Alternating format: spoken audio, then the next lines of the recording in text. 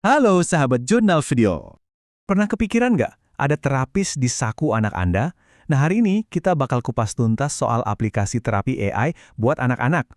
Pertanyaannya, ini beneran solusi masa depan yang penuh harapan? Atau cuma hype teknologi doang? Yuk kita cari tahu bareng-bareng. Oke, sebelum kita ngomongin aplikasinya, penting banget buat kita paham kenapa ini jadi topik panas. Sebenarnya kita lagi di tengah krisis kesehatan mental anak-anak, dan krisis ini tuh seringkali nggak kelihatan, kayak gunung es, padahal dampaknya nyata dan makin besar.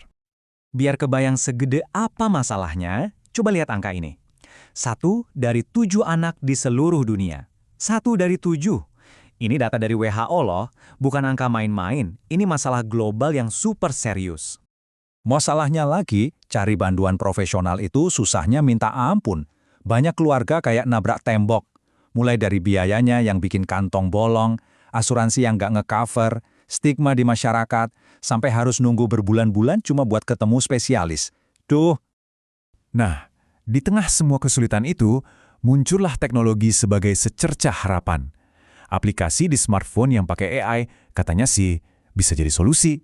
Bantuan yang bisa diakses kapanpun, dimanapun, cuma dari genggaman tangan. Kedengarannya keren banget kan? Tapi janji tinggal janji kalau nggak ada bukti, ya kan? Makanya ada tim peneliti yang penasaran. Mereka nggak mau telan mentah-mentah klaim para developer. Jadi mereka turun gunung buat nyisir ratusan aplikasi ini untuk ngecek beneran sebagus itu atau cuma omong kosong. Dan coba lihat prosesnya. Awalnya mereka nemu 369 aplikasi. Banyak banget kan? Tapi setelah disaring pakai kriteria yang super ketat, yang tersisa buat dianalisis mendalam, cuma 27.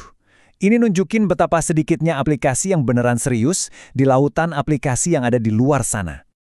Oke, jadi dari 27 aplikasi terpilih ini, apa sih isinya? Yuk kita intip realita di balik iklan-iklan manis yang ada di App Store. Ternyata nih, mayoritas isinya, ya chatbot, lebih dari separuh. Terus, sekitar sepertiganya itu aplikasi buat nulis jurnal atau ngelacak emosi. Dan yang benar-benar nawarin intervensi terapi yang terstruktur, cuma segelintir, sekitar 11% aja. Sedikit banget ya. Terus gimana cara nilainya? Nah, para peneliti ini pakai alat ukur namanya skala Mars. Gampangnya, bayangin aja ini kayak rapor buat aplikasi kesehatan. Semuanya dinilai, dari fungsinya, tampilannya, sampai yang paling penting, kualitas informasinya. Hasilnya gimana? Jeng-jeng! Rata-rata nilainya cuma 3,47 dari 5. Kalau di rapor sekolah, ini tuh nilai C. Ya, lulus sih, tapi pas-pasan banget. Jelas masih jauh dari kata memuaskan. Coba kita bedah rapornya lebih dalam.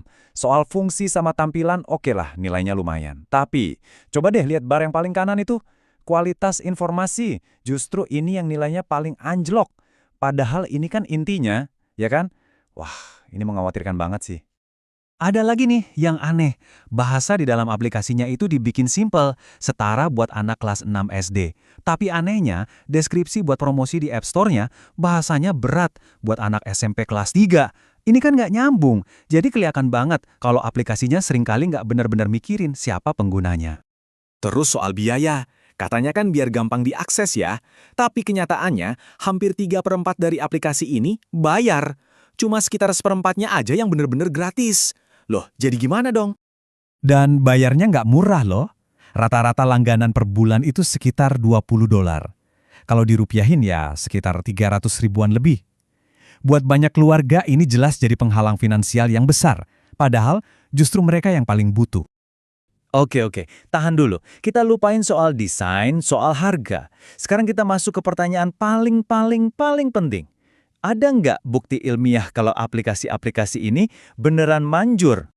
Siap-siap ya, ini temuan yang paling bikin kaget. Dari 27 aplikasi yang dianalisis, ternyata cuma 2 yang pernah diuji secara klinis. Cuma 2. Sisanya, nggak ada bukti ilmiah kuat sama sekali kalau mereka beneran bisa bantu. Cuma berdasarkan klaim aja. Wow. Dengar semua ini, wajar kalau kita jadi pesimis ya.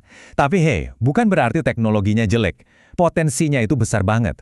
Pertanyaannya sekarang bukan apakah ini gagal, tapi gimana caranya kita bikin ini jadi jauh lebih baik. Nah, para ahli udah ngasih resepnya nih, ada 3 langkah kunci. 1, desainnya harus benar-benar buat anak, bukan aplikasi dewasa yang dikecilin. 2, wajib kudu harus diuji secara klinis, nggak bisa nawar. Dan 3, bikin harganya masuk akal biar semua bisa pakai. Pada akhirnya, ini jadi PR buat kita semua. Buat developernya, buat kita sebagai orang tua, dan juga buat regulator.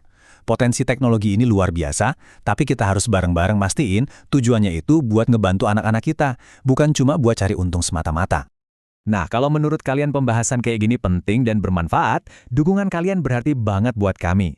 Jadi kalau kamu suka konten ini, jangan lupa ya buat subscribe, like, dan kasih komen. Oke deh, segitu dulu untuk kali ini. Terima kasih banyak sudah nonton. Sampai ketemu lagi di pembahasan menarik lainnya.